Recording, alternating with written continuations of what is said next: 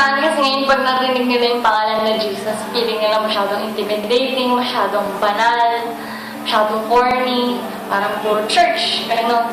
Pero ang na-miss out nila is yung message ng love and forgiveness ni Jesus.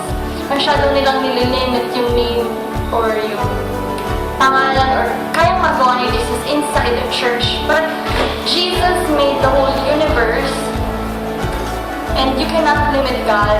And God can take away your burden, your sin, and that's what the young people need today. Kasi masyadong naghahanap ng love yung mga kabataan ngayon. And that love can only be found in one person.